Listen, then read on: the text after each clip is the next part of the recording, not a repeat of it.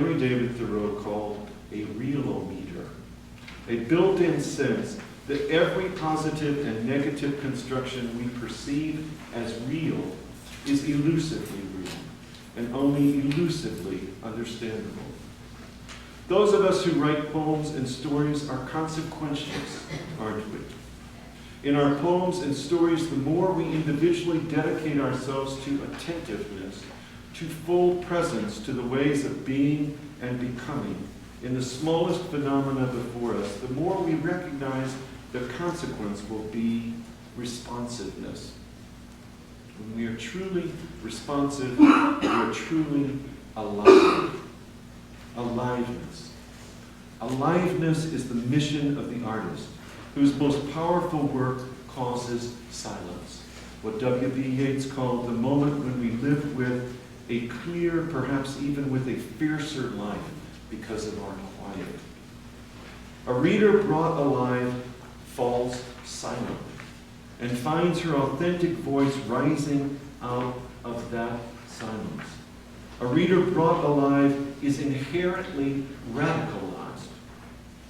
I believe that if we were to ask Thoreau whether an artist must directly address the issues of her day, must overtly startle us awake as citizens, loudly and assertively make us politically aware, inspire and even incite civil disobedience, especially at this coming to an end moment, Thoreau would pick up his flute, smooth it with his hands, taste the mouthpiece, play something sounding ridiculously, irrepressibly happy and weird, something fear-inspiring and pleasure-making he had heard from owl sounds or dog flatulence or from dreaming frogs. And he would ask the questioner to walk with him to the place he called the deep cut. On the walk, Thoreau would mostly be silent, sensitively silent. He was literate, as far as I can discern, in approximately 12 million forms of silence.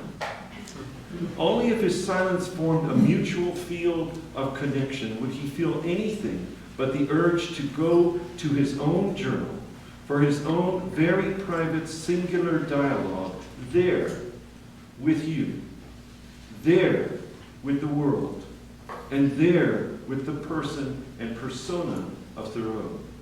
Thoreau was a man whose mind neither hurried toward beginnings nor endings. He bided. He remained. He stayed. He abided, which is to say that he accepted the outcomes of biding. If I could set no other goal for myself, 40 years into my just now maturing and not too late life as a writer, it would be this: bide wherever the story or poem has moved past a process of uncovering to a process of discovering. Abide there.